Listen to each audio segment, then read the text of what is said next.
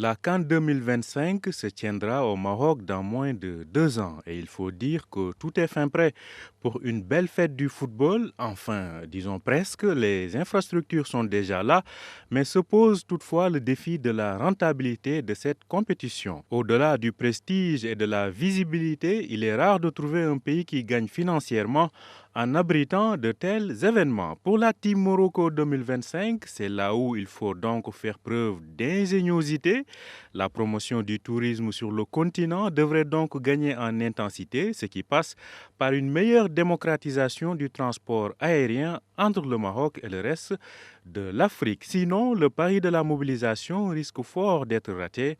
Hervé Kouamo est journaliste sportif. Les Jeux Olympiques, la Coupe du Monde, même la Coupe du Monde des clubs déplace, les Euros déplacent des gens. Je veux dire, la France, quand elle accueille l'Euro 2016, il y a 1 800 000 touristes qui viennent. Mais la CAN ne déplace pas autant de gens parce que les prix les transports sont chers, les conditions aéroportuaires de visa ne sont pas. Enfin, l'Afrique est grande, l'Afrique est largement plus grande que l'Europe.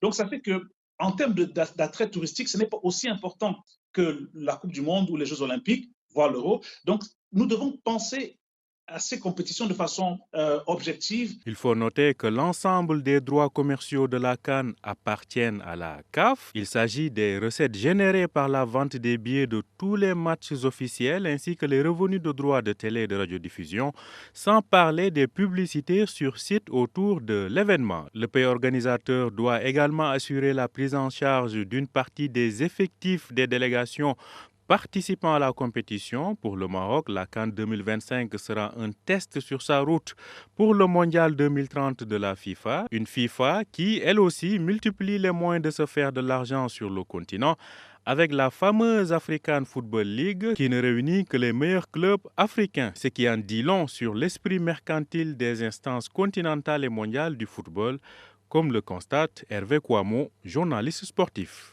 La difficulté, moi, que je trouve dans ce projet, c'est qu'il est porté essentiellement par la FIFA. Et donc, c'est la FIFA qui l'organise, la CAF aujourd'hui qui est quasiment exsangue financièrement. J'ai bien peur que si on ne fait pas attention, on se retrouve dans une situation où la FIFA devienne réellement et objectivement le patron du football africain. Malgré un bilan financier qui s'améliore, la CAF, de son côté, doit gérer la rupture de contrat avec certains de ses partenaires qui assuraient la diffusion de la plupart de ses compétitions continentales.